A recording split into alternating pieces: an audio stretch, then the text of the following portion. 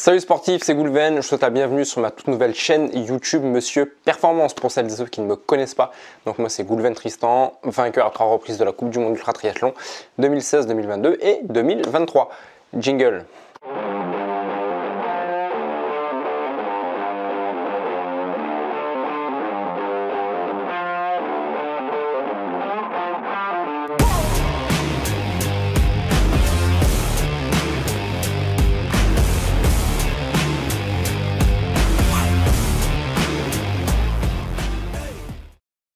Aujourd'hui, on va parler du nombre d'Ironman que l'être humain est capable de faire tous les ans. C'est vrai que c'est une question qui revient souvent.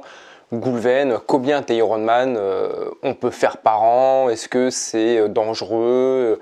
Est-ce qu'il faut se limiter à 1-2 Ironman par an? Ou est-ce qu'on peut en faire davantage? Donc c'est vrai que c'est des questions que beaucoup de personnes se posent. Peut-être toi qui regardes la vidéo, c'est une question peut-être que tu t'es déjà posée.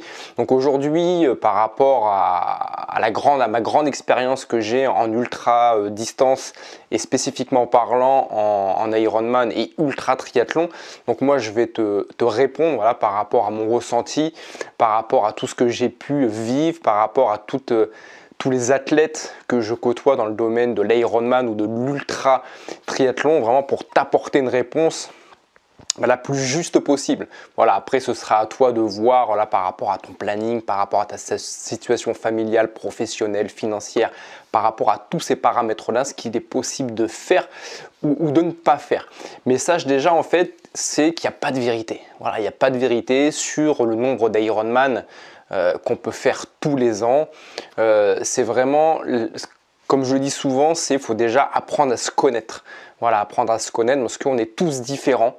On n'a pas tous la même situation professionnelle, familiale, financière, personnelle. Et tout ça, ça rentre en compte justement sur les projets sportifs qu'on a tous. Voilà, on a tous envie de faire des folies dans le sport pour beaucoup. On a envie de voir grand, on a envie de faire de belles choses, mais parfois c'est pas possible.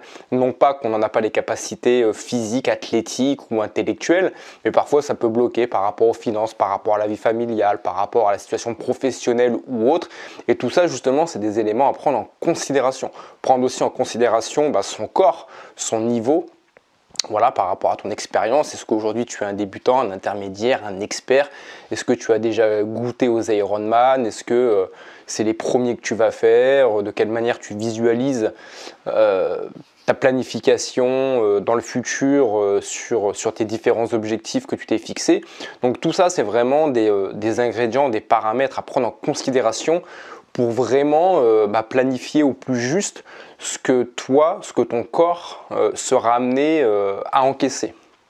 Donc pour répondre à cette question, comme je te le disais, c'est qu'il n'y a pas de vérité. Voilà, on est tous différents. Moi, quand j'ai commencé à faire de l'ultra-distance, avant même de faire de l'ultra-distance, c'était plutôt des distances marathon. C'est vrai que c'est une question, la première personne à qui je m'étais adressé pour cette question, c'était mon médecin généraliste. Voilà, tout simplement. À l'époque, il y a 15 ou 20 ans de ça, il n'y avait pas forcément Internet ou c'était pas encore suffisamment démocratisé. Et c'est vrai qu'entre guillemets, mon référent, c'était un peu avec qui je discutais, c'était un peu mon médecin généraliste. Et lui, clairement, il me disait faut faire 2-3 marathons par an, c'est le maximum, quoi. Faut pas en faire plus, faut laisser le temps au corps de récupérer, de se reposer, tout ça. Voilà, pour moi, c'était un peu la parole du Seigneur qu'il avait. Alors est-ce que je me suis aligné par rapport à ce qu'il m'a dit ou pas? Je ne sais plus si à 20 ans de ça j'avais fait autre chose, je faisais autre chose à côté, mais voilà, j'avais pris ça en considération sans savoir si le corps était capable de faire plus ou pas. Voilà, maintenant j'ai une grosse expérience en distance Ironman ultra triathlon. Voilà, pour celles et ceux qui prennent cette chaîne YouTube en cours, actuellement j'en suis à 142 distances Ironman à travers des Ironman simples, des double Ironman, triple Ironman, quintuple Ironman, déca Ironman, jusqu'à x20 et prochainement à la fin de l'année un x30 Ironman. Voilà, j'ai fait jusqu'à un Ironman par jour pendant 20 jours. Donc par rapport à cette question, en fait, non, il n'y a pas de limite, il n'y a pas réellement de limite. Ce qu'il faut, c'est être à l'écoute de son corps par rapport à la récupération. Une fois que tu auras fait ta distance Ironman, il faut prendre le temps, voilà, de récupérer de l'effort que tu auras fait subir à ton corps, hein, entre la natation, le vélo, la course à pied, surtout la course à pied. Parce que je le rappelle, la natation et le vélo, c'est deux sports où on est porté. Donc là, les blessures sont vraiment moindres. Il y a très peu de chances que tu viennes à te blesser en natation et à vélo, sauf bien sûr si tu venais à chuter à vélo. Mais si tout se passe bien, il n'y a pas de raison que tu te blesses sur ces deux disciplines-là. Par contre, la course à pied, ça peut faire du dégât, des dégâts notamment sur tout ce qui est tendinite, ou autres blessures. Mais voilà, c'est là où il faut faire très attention. Il faut être à l'écoute de son corps après une distance Ironman sur la récupération. A contrario aussi, comme je viens de te le dire, en 2016, j'ai fait un Ironman par jour pendant 20 jours. A contrario, donc plus aussi tu vas enchaîner les distances Ironman, plus ça va être facile entre guillemets pour ton corps, même si ton corps il n'aura pas forcément énormément de temps pour récupérer, mais la partie positive justement de cet effort, c'est que le corps à un moment donné il va assimiler presque à la perfection ce que tu vas lui demander d'un jour à un autre. C'est-à-dire que musculairement parlant, comme je te le disais dans une autre vidéo, tous tes muscles, mais ils rassemblent des données, ils ont des cerveaux, et d'un Ironman à un autre, comme ils vont accumuler énormément de données, énormément d'informations, en fait les Ironman qui vont arriver les jours suivants, ça va être de plus en plus simple parce que le corps va maîtriser à la perfection ce que tu vas lui demander. Alors le premier Ironman, quand tu enchaînes les Ironman, c'est simple, parce que ton corps, si tu t'inscris à un Ironman, c'est que tu t'es suffisamment entraîné normalement pour pouvoir faire cette distance. Donc ton corps, il connaît cette distance, ou en tout cas, il va être familiarisé avec l'effort que tu vas lui demander. Par contre, le deuxième jour, là, tu vas le surprendre. Parce que lui, dans sa logique, après un Ironman, c'est repos. Repos pendant plusieurs jours. Sauf que le deuxième jour, tu vas lui demander à nouveau de remettre le couvert pour un deuxième Ironman. Puis le troisième jour. Et là, le troisième jour, c'est les jours les plus accidentogènes et les plus compliqués, même mentalement parlant, de se remettre à l'eau, de se réveiller, de se remettre en jambes pour pouvoir y retourner. C'est très, très compliqué. Et à partir du quatrième, cinquième, en fait, le cerveau, il va switcher. En fait, il va se dire, mais attends, là, en fait, on va me demander ça tous les jours. Et le cerveau, il comprend. Il comprend, en fait, qu'il va devoir renouveler cet exercice tous les jours. Et du coup, il assimile. Il a parfaitement assimilé l'effort. Il va faire ça de manière naturelle. Moi, quand j'ai fait mon x20 en 2016, c'est au 10e jour où j'ai fait mon meilleur chrono. Le 10e jour, j'ai dû améliorer mon chrono peut-être de 45 minutes, voire même peut-être d'1 heure par rapport au premier jour. J'avais l'impression de voler dans tous les domaines, que ce soit natation, vélo, course à pied, j'étais super bien. Donc voilà, il n'y a pas vraiment il n'y a pas de vérité. La vérité, c'est vraiment à toi de la définir par rapport, encore une fois, à ta situation personnelle, familiale, financière et tout, sur ce que tu juges être possible de faire ou non. Mais sache que si tu souhaites faire plusieurs Ironman sur une année, physiquement parlant, athlétiquement parlant, squelettiquement parlant, c'est possible. Voilà, c'est possible. Moi, je te dis ça, encore une fois, par rapport à mon retour d'expérience, pas uniquement par rapport à moi, mais par rapport aussi aux autres athlètes qui m'entourent, que je côtoie sur des compétitions, qui font la même chose que moi, que ce soit des athlètes qui ont 25-30 ans ou qui ont 55-60 ans. Il n'y a pas forcément d'âge qui va te limiter à faire un nombre d'Ironman. C'est vraiment à toi de le définir.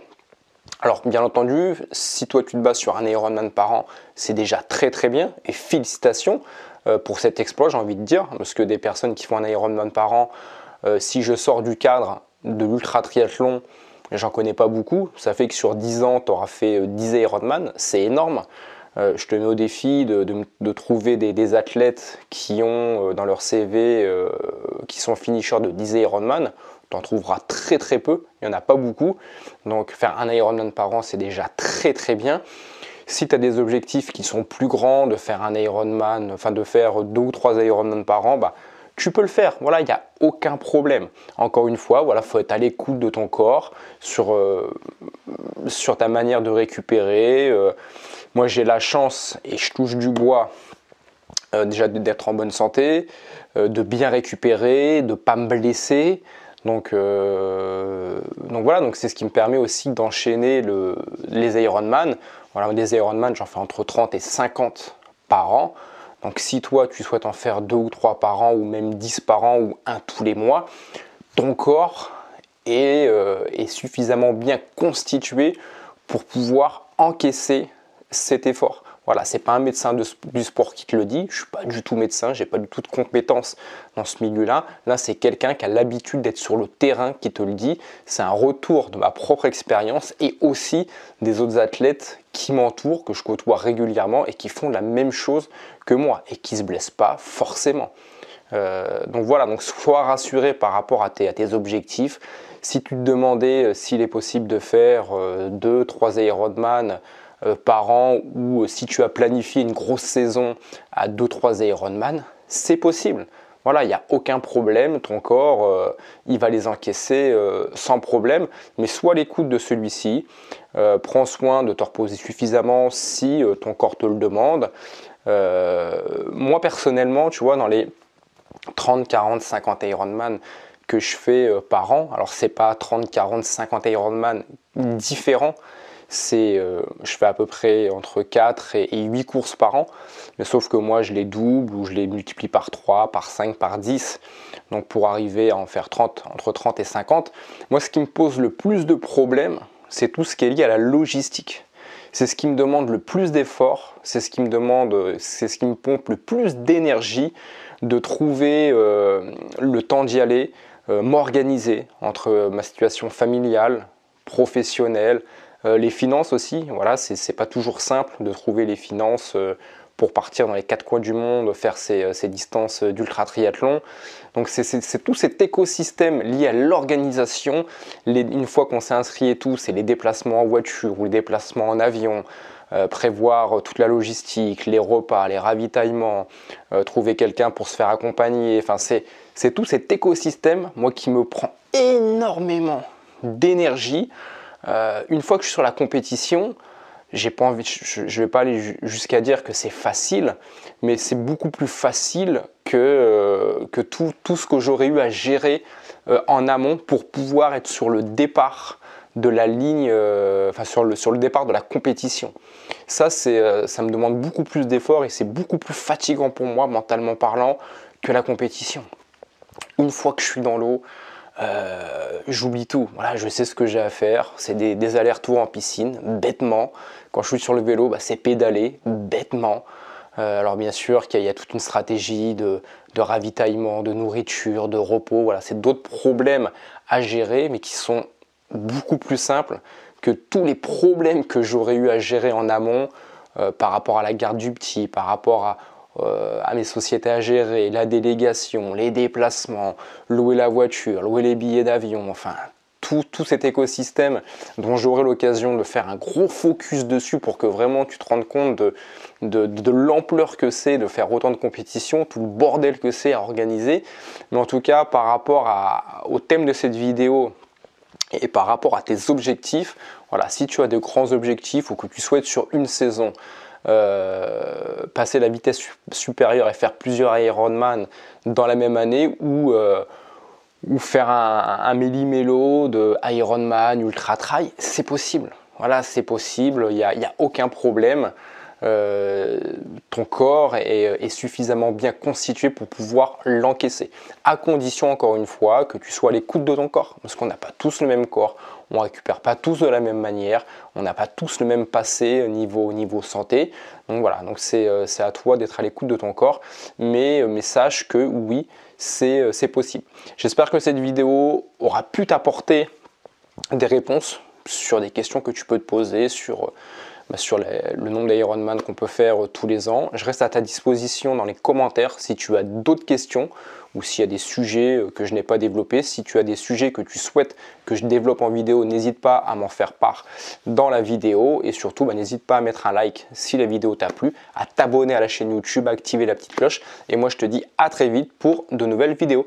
À ton succès, bye bye.